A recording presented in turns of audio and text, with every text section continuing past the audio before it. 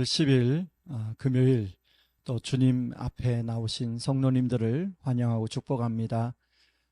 우리 함께 오늘 살펴볼 말씀은 마태복음 10장 1절에서 15절 말씀입니다. 제가 읽도록 하겠습니다. 예수께서 그의 12제자를 부르사 더러운 귀신을 쫓아내며 모든 병과 모든 약한 것을 고치는 권능을 주시니라.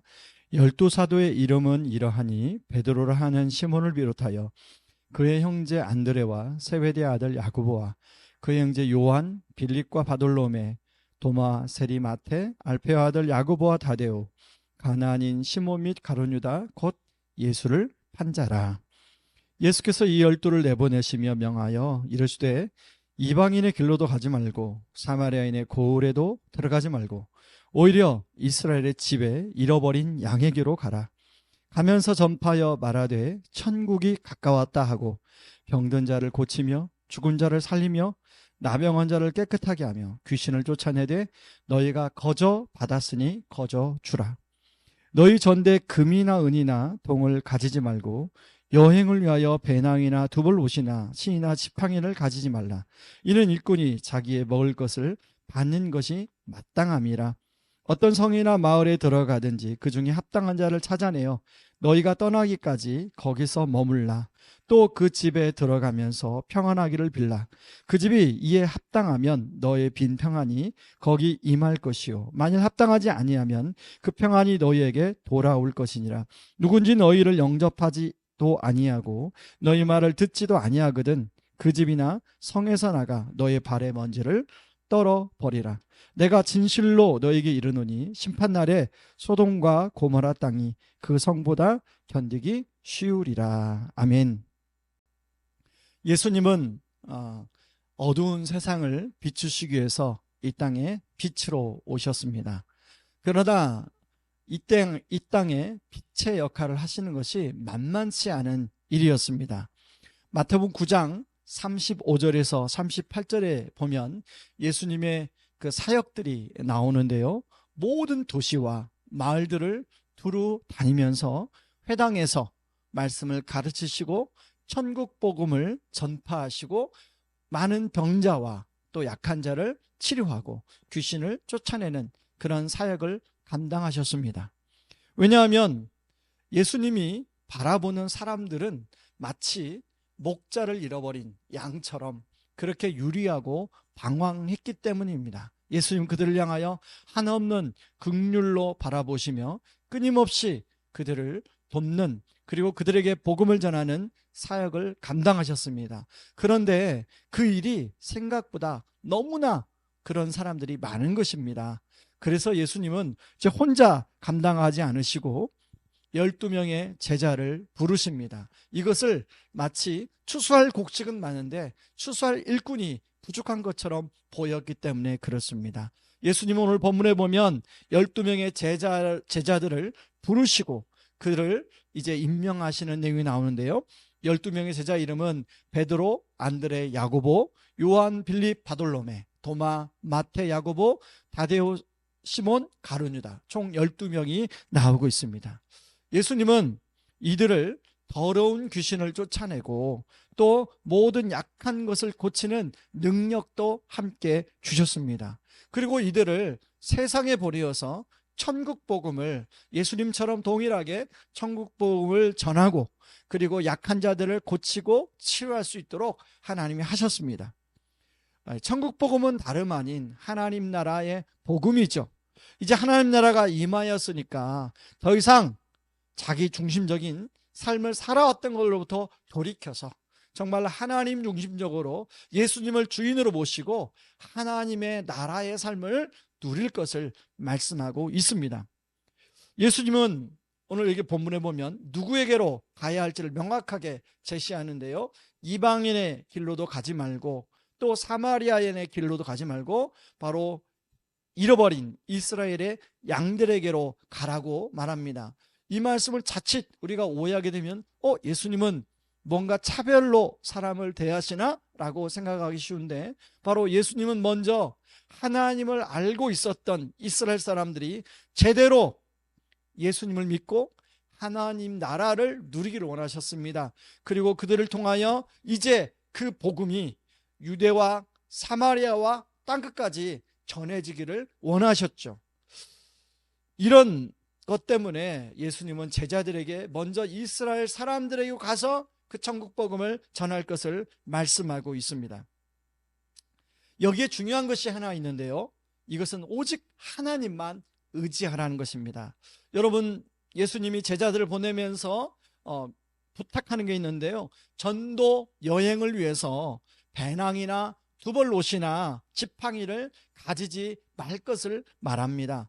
멀리 여행을 떠나는 사람들에게 배낭, 그리고 여벌옷, 여벌신, 지팡이 없어서는 안 될 것이죠. 그런데 그것을 가지고 가지 말라고 이야기합니다. 왜냐하면 그는 일꾼이 자기의 먹을 것을 받는 것이 마땅하다. 이 말은 뭐냐면 하나님께서 어떻게 먹이시고 입히시고 돌보시는 것을 경험하라는 것이죠. 제자로서 삶은 제자를 보내신 하나님을 전적으로 신뢰하며 의지하는 것이 중요하기 때문에 그렇게 말씀하셨습니다. 저도 대학생 때 거지순례 전도 여행을 여러 차례 해본 적이 있습니다. 가지고 있는 모든 돈을 다 반납하고 배낭 하나 메고 이제 한 조가 되어서 어느 시골 마을에 그냥 떨어뜨려 놓습니다. 그리고 3박 4일 동안 이제 마을을 돌아다니면서 만나는 사람들에게 복음을 전하고 또 예수님이 어떤 분인가를 나누고 하는 일을 했는데요, 희한하게 하나님이 먹이시고 재우시는 것을 경험했습니다.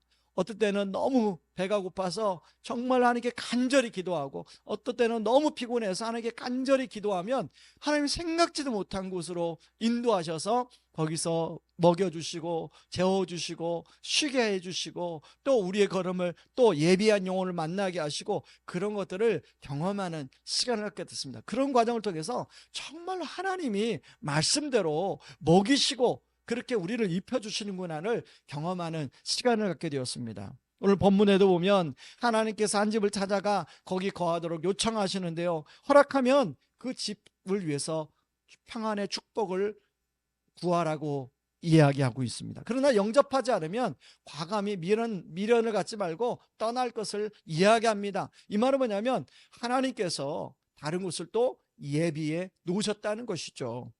우리가 여기서 생각해 볼 것이 있습니다. 주님은 제자들만 제자로 부르신 것이 아니라 우리를, 예수 믿는 우리를 제자로 부르셨다는 것입니다. 그러므로 이 세상에서 우리가 살아가는 동안에 바로 하나님을 믿고 그리고 하나님을 의지하며 살아가는 것이 중요하고, 그러면서 사람들에게 복음을 전하는 삶이 중요하다는 것입니다. 여러분, 복음을 전하는 것이란 말보다는 저는 복음을 나누는 것을 이란 표현으로 다시 표현하고 싶습니다. 복음이 하나의 교리이기 전에 기쁜 소식이기 때문입니다. 복음은 하나의 어떤 논리이기 전에 복음은 우리의 삶이기 때문에 그렇습니다. 우리는 내가 아는 기쁜 소식, 놀라운 이야기를 자기만 혼자 알기보다는 다른 사람에게 이야기해 주기를 원합니다. 다른 사람과 함께 그걸 공유하면서 함께 기뻐하는 모습이 있습니다. 예를 한번 들어볼까요? 여러분, 맛있는 식당, 여러분이 친구들과 함께 어딜 여행을 갔는데 여러분이 알고 있는 그 맛있는 식당에 데려가서 친구들과 함께 같이 먹고 싶어 해야죠. 그래서 그 식당을 친구들에게 소개합니다. 그런가 하면 카페 정보, 그러면 건강 정보, 입시 정보, 부동산 정보, 이런 것들을 같이 공유하며, 그리고 그것이 절실히 필요한 사람들에게는 그것은 기쁜 소식이 되죠. 그런데 이런 것들 중에 가장 기쁜 소식은 바로 육과 영을 새롭게 하는 예수 그리스도의 복음이라는 것입니다.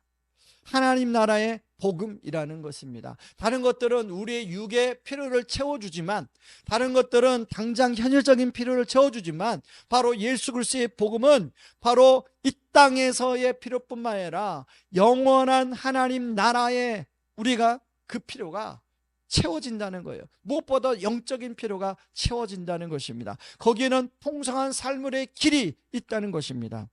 그런데 사람들이 이 복음을 잘 나누지 못한다는 거예요. 다른 것은 나누면서 진짜 예수 그리스도의 기쁜 소식, 이것은 잘 못 나눈다는 거예요. 저는 왜 그럴까를 생각해 봅니다. 다른 건 나눈다는 거 뭐냐면 다른 것을 내가 경험했기 때문에 나눌 수 있는 것이죠. 저는 마찬가지로 생각해요.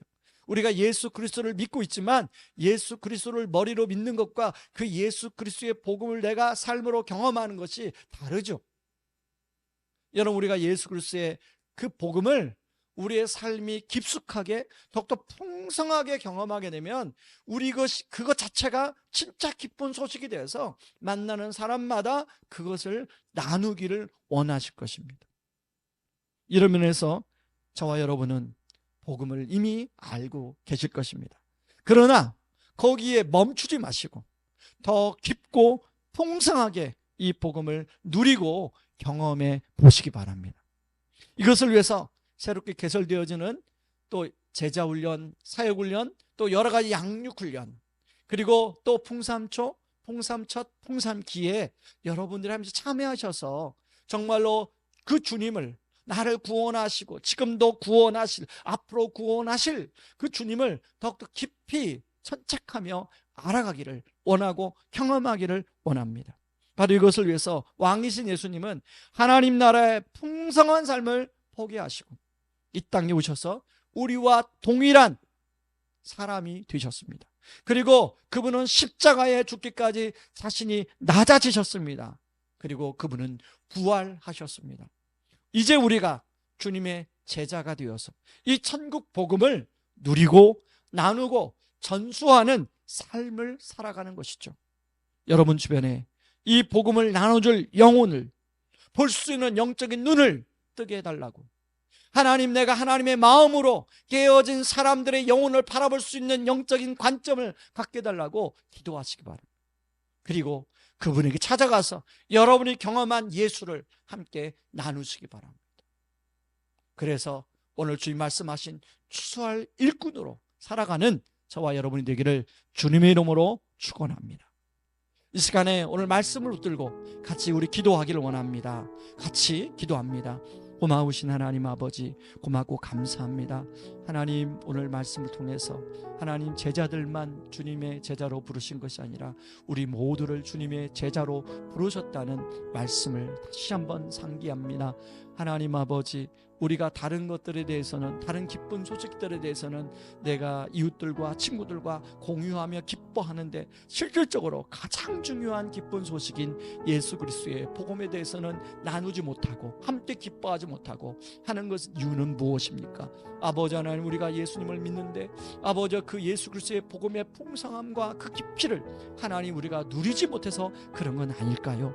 이 시간에 기도하옵기는 아버지 하나님, 우리가 그 예수 그리스도의 그 풍성함과 그 깊이를 하나님 우리가 누릴 수 있도록 도와주시고, 하나님 내가 누리며 기뻐하며 하나님 만나는 이웃들에게, 친구들에게 아버지 그 기쁜 소식을 나누는 삶을 살 수 있도록 도와주시옵소서. 지금도 하나님 우리 주변에는 하나님 추수할 그 영혼들이 많이 있습니다. 하나님은 아버지 하나님 그 영혼들, 그 지치고 또 힘들어하는 그 영혼들을 바라보며 하나님 어떻게 하면 저 영혼들을 하나님 구원하여 하나님 나라를 맛보게 할까 하나님 하는 마음을 갖고 있습니다. 우리도 동일하게 그런 하나님의 영적인 눈을 가질 수 있도록 도와주셔서 바로 오늘 우리의 이웃과 친구들에게 그 예수 그리스도의 생명의 복음을 나눌 수 있는 우리들이 되도록 도와주시고 아버지 복음을 누리고 나누고 전수하는 저희들 되게 하여 주시옵소서. 예수님의 이름으로 기도합나이다. 아멘. 여러분 계속해서 기도하겠습니다. 특별히 터키에 또 시리아 쪽에 지진이 일어나서 많은 사람들이 어려움을 당하고 있습니다. 하나님 아버지, 더 이상 지진이 일어나지 않도록 도와주시고 지진이 일어난 곳에 하나님 잘 수습이 될 수 있도록 주님 긍휼을 베풀어 주시옵소서. 위에서 기도해 주시고 이 나라 이 민족을 주님 붙잡아 주시옵소서. 위해서 기도해 주시고 이제 새 학기를 하나님 준비하고 있습니다. 새 학기가 잘 준비될 수 있도록 함께 기도해 주시며 여러분 가지고 나온 기도점을 가지고 같이 기도하며 나가겠습니다. 함께 기도하겠습니다.